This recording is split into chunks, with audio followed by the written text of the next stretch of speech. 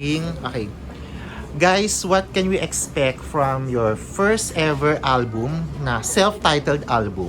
Ano aasahan ng fans namin? Ninyo rather. Okay, sorry, go on. Medyo halo-halo yung mga sounds na mapapakinggan in this album. We have songs that sound somewhat similar to Raining in Manila para naman may parang sense of continuity. Pero we also experimented a bit. So may mga songs na medyo hindi sakop sa genre na usually na ginagawa namin. So medyo experimental siya. Ilang songs ang nilalaman ng self-titled album? Siya. Siyam. Okay. But one of the, can I say, yeah, no? But one of them is Raining in Manila. Yes. So, Okay. 8 new Eight songs. new songs. 8 new songs. Bakit self-titled album for your first ever album? Wala kasi maisip eh. Actually, we had a lot of drafts for this album, na album title. Pero in the end, we decided na I think it just makes sense to make a self-titled album right now kasi we're currently in the process of finding our sound. Kahit na that's even though that's never going to end. Right now, that's what we felt. It felt right for this album kasi there are so many sounds that we produced for this album. And it's not just actually the different sounds, but we've also explored different themes. So meron na rin kami, nag-deviate na rin kami from our usual love songs. Meron pa rin doon, pero meron na kaming songs about mental health. I think we have 2 or 3, if you can count 3. Namimiss ko na. It's kind of mental health. Yeah, I guess. Yeah. I guess. Yeah. But love in other forms also, which is namimiss ko na. And what else are our other themes? Yun. Love. Love, mental health, and other kinds of love. And not just in themes, but in sounds. There's a lot of experimentation and discovery of where we can go, like if it works out. I guess it did work out for us. It's very diverse, the sounds of this album.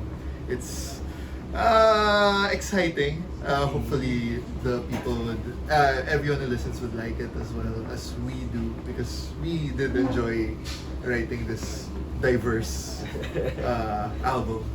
And that leads me to my next question. Interesting, no, na medyo matagal na yung banda, but still you go on experimenting sounds and making it diverse, di ba?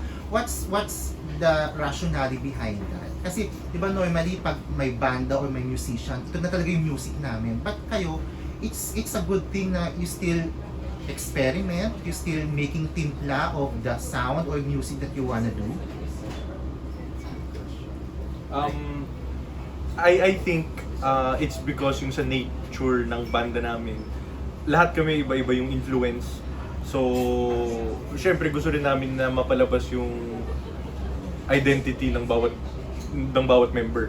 So, Pio, myself, Zoe, and Messina have been in the group for since the beginning, but we got new members. So, we have Jeff, Rafi, and David. Medyo recently sila pumasok, and they have their own influences, their own styles na gusto rin namin ma-incorporate.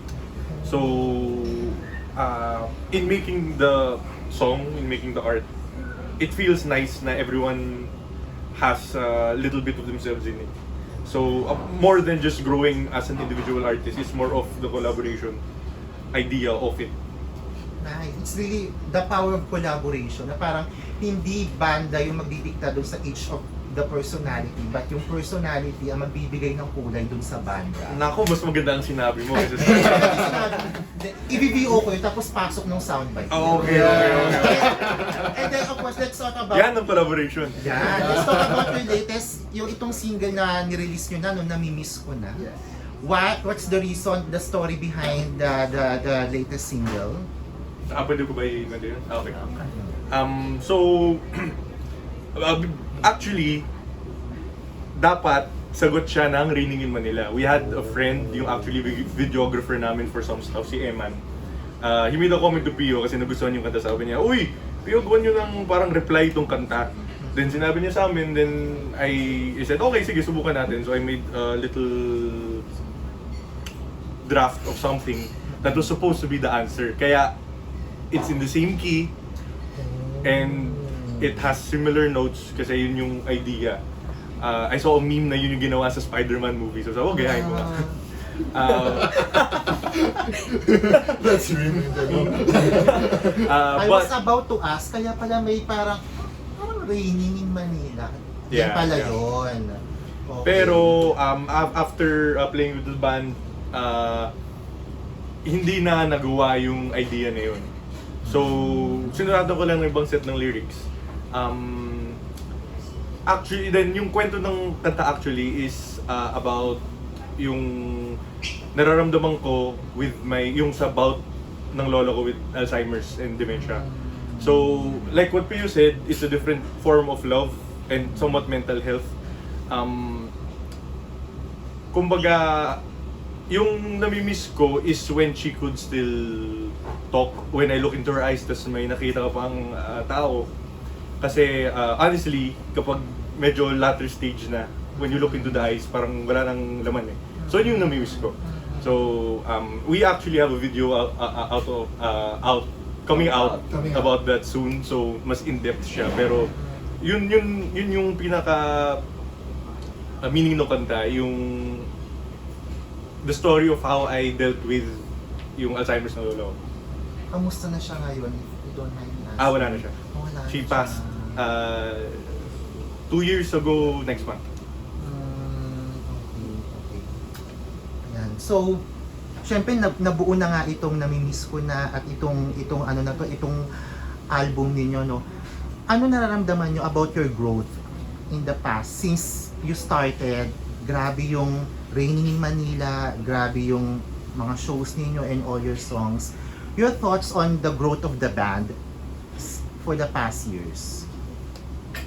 Well, very overwhelming siya at times. Kasi dati, mula 2016 hanggang 2022, di ba? Steady lang eh. Parang you can see it. Yung namamanage mo pa yung mga plans mo in the future. There was a time na lahat kami may mga day jobs pa kami. So may 9 to 5, tapos dun kami doon kami magbabanda.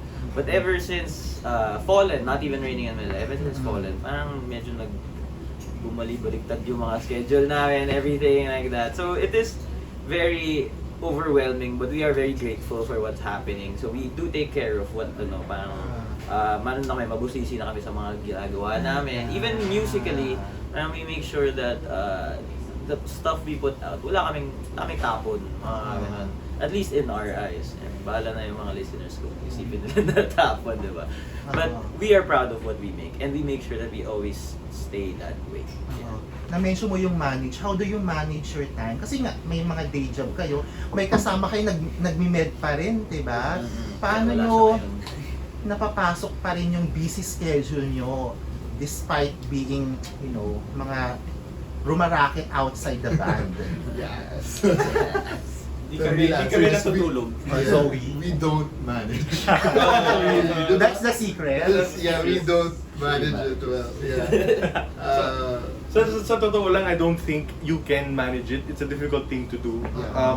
Ang mangyayari lang sa totoo is you have to sacrifice. Yes. Yes. Either may sacrifice ka dun sa ginagawa mong isa, which is like, kunyari sa day job ko, I have to sacrifice, or sa banda magsa-sacrifice. Parang, uy, di ako makapunta ng rehearsal ngayon kasi may kailangan ko tapusin. So, more than management, it's more na kailangan willing ka to sacrifice something on both ends. Yan, how do you compromise kapag may kailangan i-sacrifice? Like, isa busy, hindi makapag-practice yung isa, pero kailangan gawin ito. How do you talk to each other when it comes to that? I mean, unang-una, kailangan you have an understanding with your bandmates also. You need to have wherever you work, kung ganun yung situation mo, kailangan may mutual understanding kayo with the people that you work with. Kasi kung hindi, di ba may samaan ng loob, may mga ganun. So, I think that's the way that we manage it is saluhan. Sasaluhan na kami ng trabaho. So, when you can sense that someone is overwhelmed, either you reach out or we also tell each other na sobrang na to, hindi ko na kaya, yung ganito, parang pwede ba natin Can you take over? bawasan? Yeah. Oh, can you take over? Or you offer to take over for someone for a while. Ganun. That's good. Okay, looking forward. Of course, this album is something to look forward to. Pero ano pa yung aasahan namin at ng fans ninyo sa Lola Amour? We are planning to do more international things during this latter half of the year. So, syempre for the album, magtutour kami kahit di siya kasing haba ng mga tours namin usually. Like yung fall-in tour namin, 4 months ata yung tour na yun. Kahit na maikli lang yun for an international act, diba? As a local act, medyo mahaba na rin yun. So this year, we might do a short tour for the album and then explore our opportunities abroad, meeting new artists also. And yeah, maybe just Major concert. Major concert. I guess yung album launch and yung meron rin kaming Cebu Lake and we're looking at other places. Okay, so the album launch will be happening on April 13. Let's not announce the venue yet hanggang lahat ng details in full para isahan na lang, but April 13, save the date. Baka magkamali pa tayo. Okay ba na, Ad? So